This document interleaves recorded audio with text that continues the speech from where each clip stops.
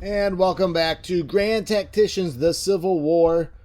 This is the Confederate campaign, started in the spring of 1861. In this episode, we head into March of 1862. The siege continues out east around Washington, as the Confederates try to hold desperately on to their prize. Also, interesting developments out west begin to happen as the Union tries to protect the state of Illinois from a Confederate invasion there.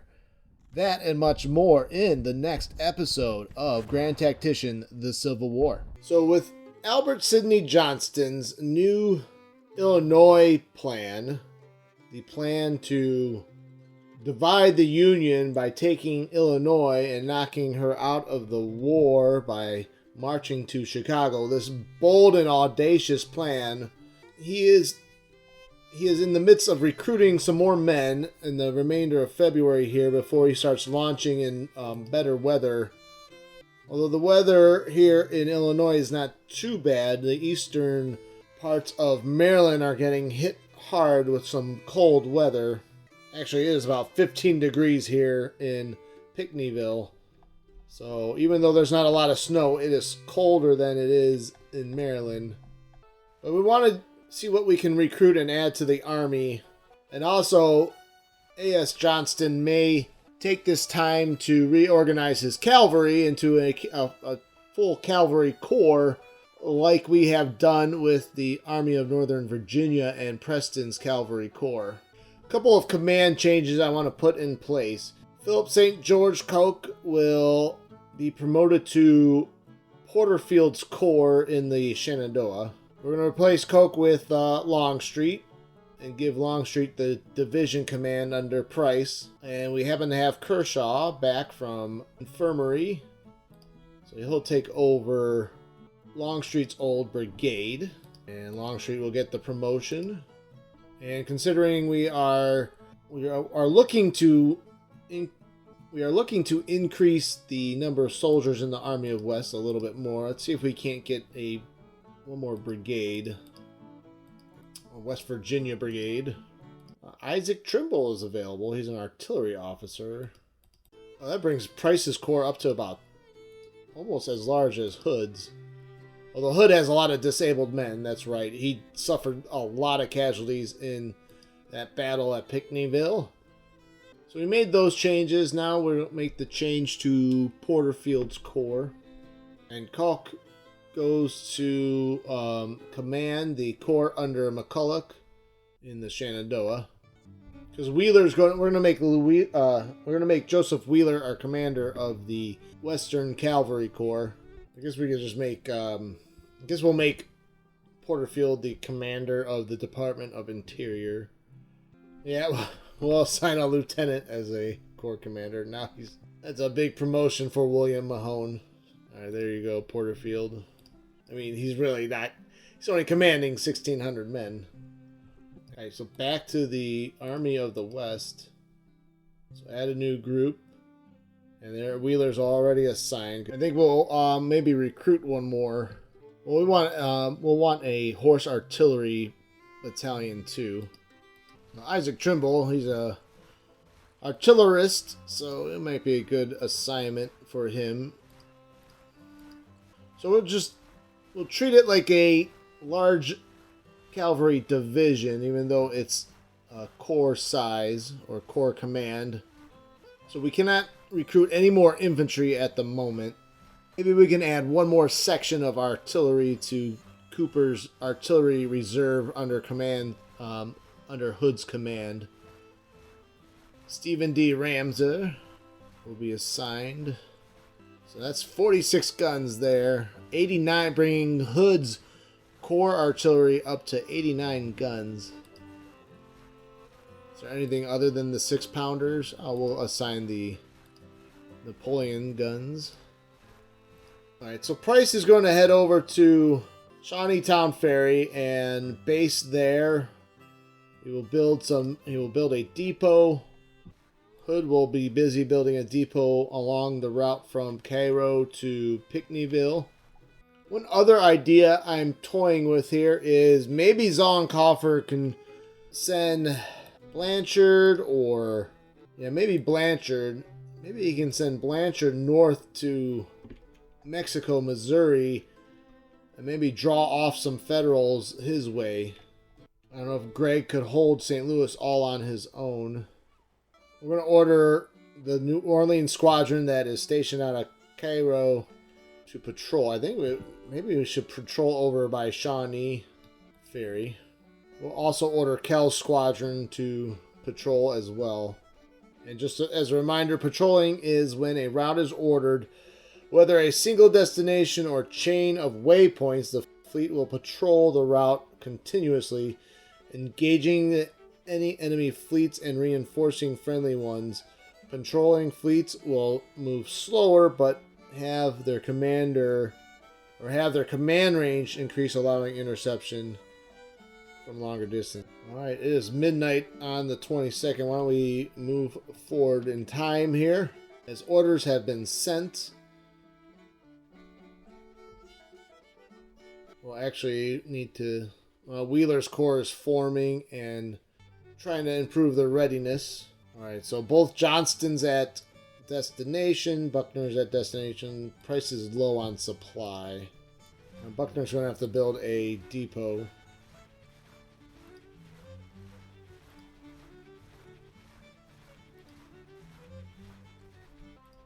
Alright, finishing off February 23rd. Price still moving to his position. He should be able to draw supplies from the river. And then we'll probably build a depot here at Shawnee Ferry.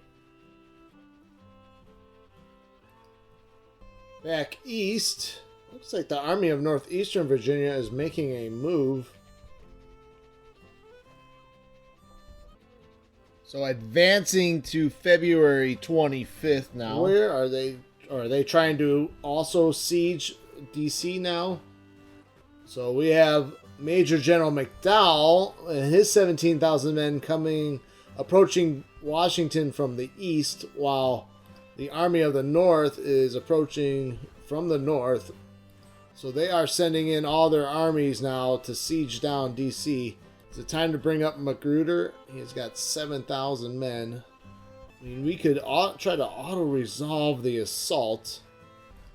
Let's move on February 25th and see what happens.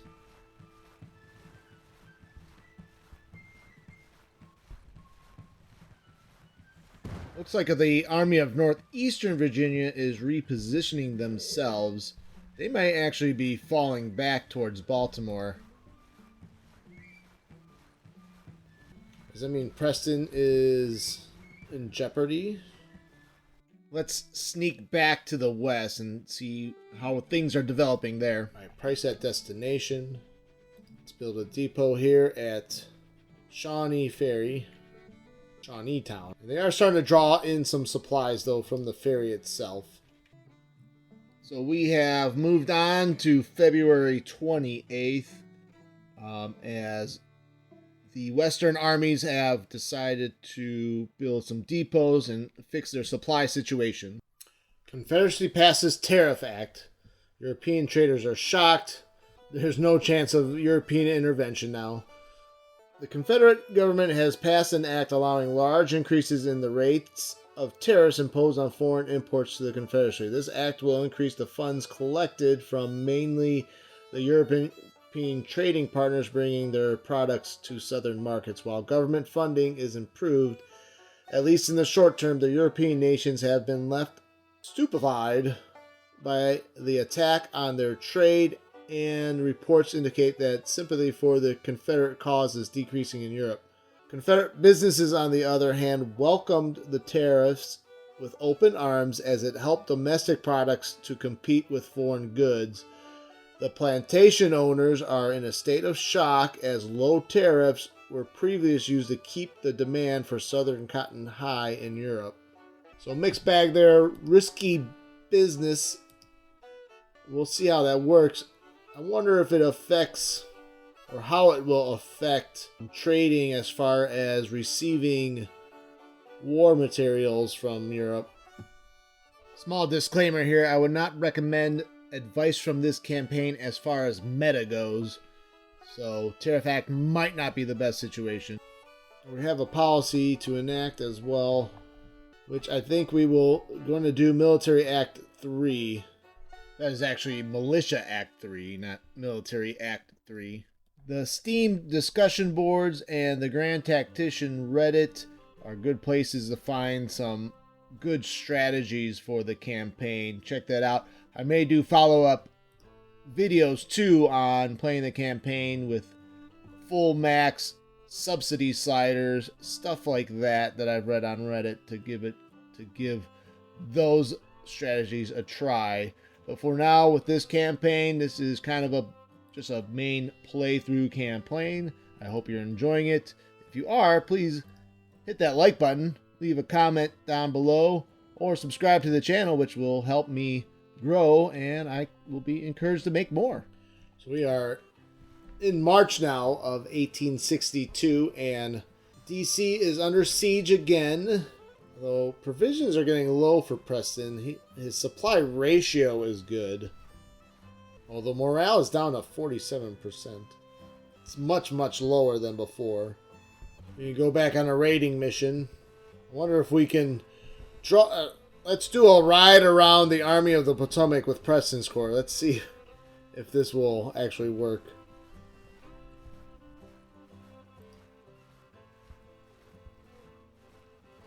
So Preston's on the move, raiding in and around the Army of Potomac. Units are all routed. Lots of casualties. Does seem as if Preston's cavalry ride has startled the Union, and he's gained provisions there. Yes, Preston's not. His men are not hungry anymore.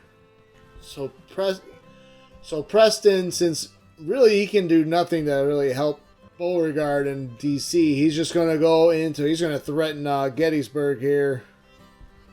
On to May 3rd would be second day of Preston's ride. I don't think the Union has any answer to Preston's raid. Now we will probably sacrifice Baltimore though. Military 2 policy enacted by the Union. I think that, yep, they'll be able to organize into corps now. Department of Pennsylvania coming down from Gettysburg. That has definitely increased the morale of Preston's men at 54%. And let's head into the night as Preston's cavalry encamps. Another unit is routed.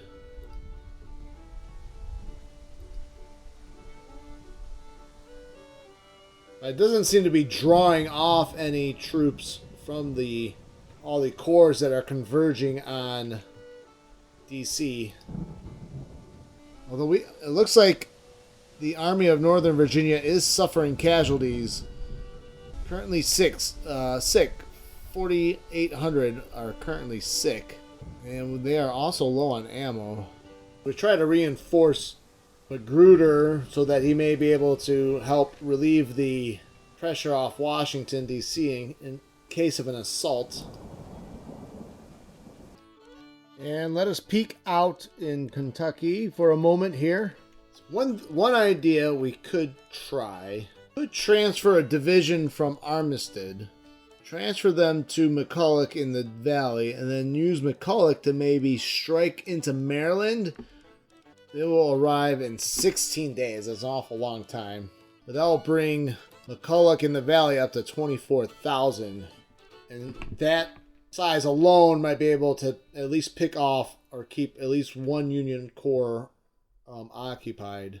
We don't know. It might be too late. Plans are being made in Illinois. Preparations are being made and plans are being laid. Fail to plan, plan to fail. Is Wheeler ready? He's still waiting on some supplies. So let's let Wheeler gain some more supplies and food, and then we'll send him out on a scout. We'll have him scout out the front when he is ready. Take a defensive stance with Archer. Back to Preston's raid. Oh, weather has turned very nasty. 32 degrees, but snowing, wet, miserable conditions. Let's hit that play button and see the next moves. Looks like Preston's at destination. We're going to strike at Gettysburg and try to hit the supply depot there. So we are in the night of March 5th going on to the early morning of March the 6th. More troops on the way. Napoleon III to conquer Mexico. Never mind. The European intervention in Mexico is proceeding in accordance with the Convention of Soledad. So far, we have seen the capture of Veracruz and European forces advancing to Orizaba, Cordoba, and Tehuacan. City of Campeche surrendered to the French fleet on February 27th. So now you see a Union First Corps. They are surrounding DC right now. Department of Pencil, 18,000. McCulloch has 17,000 right now. On 16,000. So about towards the end of March, Koch might have enough troops to strike it. I want to strike at the Department of Pennsylvania. Preston low on food again, but hopefully he can gather supplies from Gettysburg.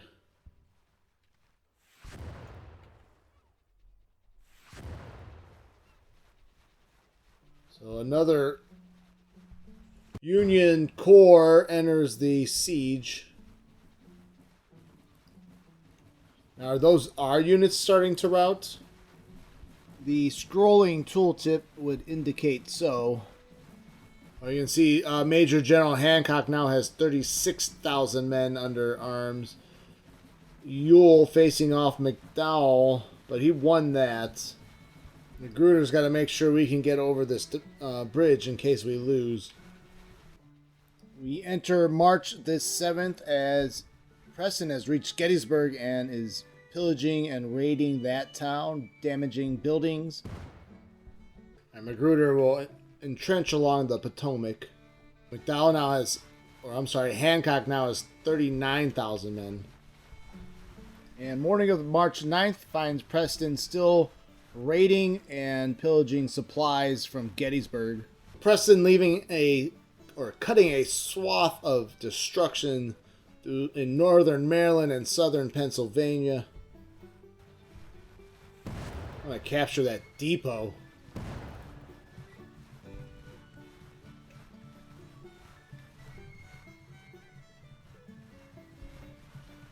And it looks like the Union units are suffering a lot of casualties.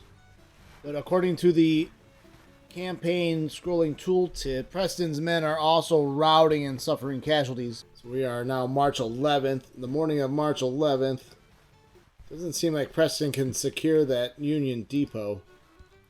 No response from the Union with Preston in their rear. It's going to take 10 more days for Wickham to get into command. Well, we'll just put him under Lane for now. Still only 17,000 men. Preston there. Preston can support an attack. I think we need to move out. All right, let's do a few more days here.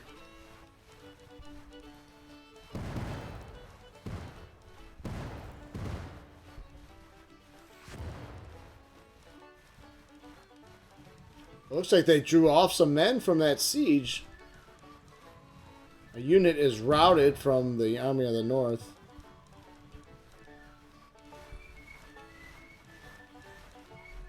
Fugitive Slave Act annulled. Army officers not to return slaves. The most hated legislation in the U.S. Uproar in the South. Abolitionists cheering. It is midnight of March 14th, 1862. A couple days we have Vaughn, Huger, and Daniel ready. Wickham's divisional headquarters will arrive in 7 days. Very upset it's taken him this long to arrive. Army of Minnesota in Pittsburgh. Some rare snow here in North Carolina. 33 degrees. Oh, wow.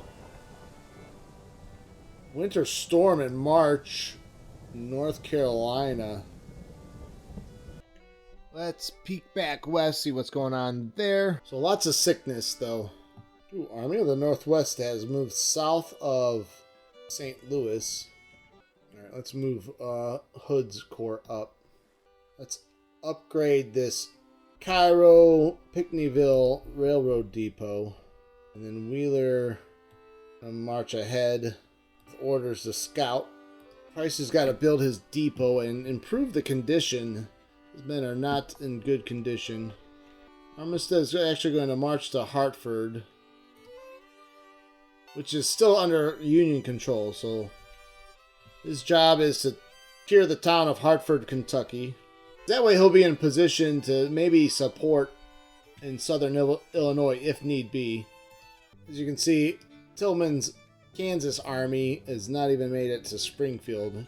Been moving very slow. We might have to keep moving Preston on to Hagerstown.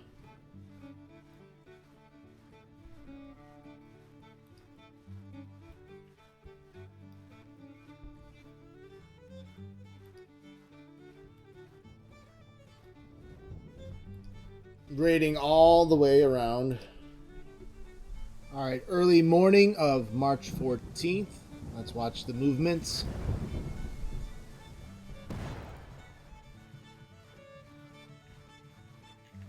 Still just a lot of skirmishing along the entrenchments, and the siege warfare continues all around Washington and Baltimore area. What is that destination? So this siege of Washington, D.C. is becoming very intense. I want to keep reinforcing Magruder here. Yeah, we're able to put another brigade with McIntosh. North Carolinians, Lawrence Branch. So Magruder up to 14,000 men. Not all there though. Probably got a little bit more than half his command ready. Oh, Lane's division is ballooned up to 13,000 men. Is Cook's Corps ready to move forward? I want to hit the Department of Pennsylvania. We have Preston that can help support us once he gets going and moving. We may even attach him to McCulloch. We're going to do that. Alright, we're going to send Cook's Corps out of Harper's Ferry. He's going to come here. He's going to move north towards Hagerstown. McCulloch will headquarter in Harper's Ferry.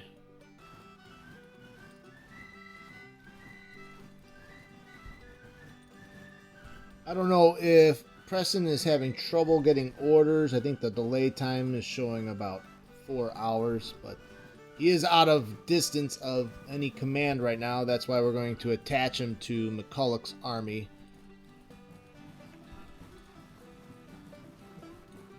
So Coke is across the Potomac.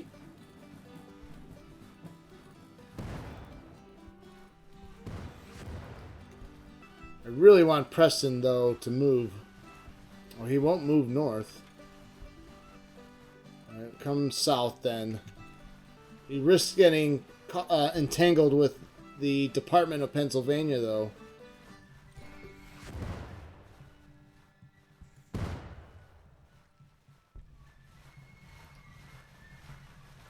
Buildings damaged. Artillery, ammunition, bronze bridge. Well, at least Preston's doing some scorched earth, though, while he's at it.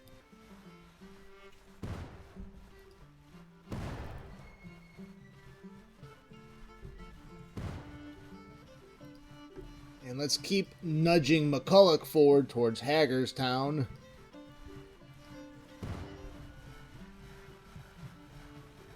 Alright, Preston moving south and Cook moving to Hagerstown.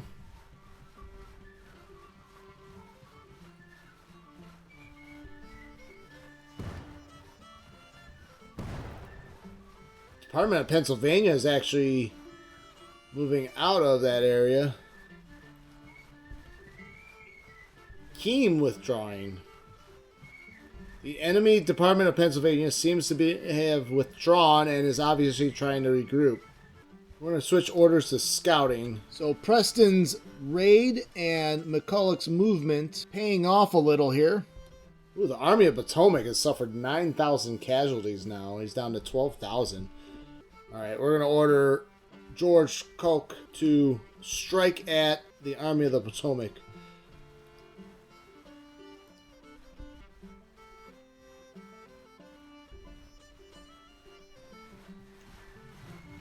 He's got 24,000 men now.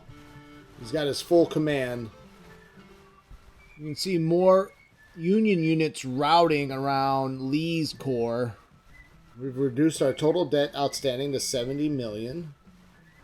So all this maneuvering by Preston and McCulloch have taken the bulk of March with us as we head into March 24th right now.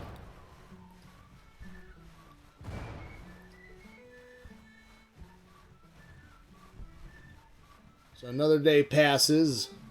Preston and McCulloch are going to try to pass through the gaps near Hagerstown.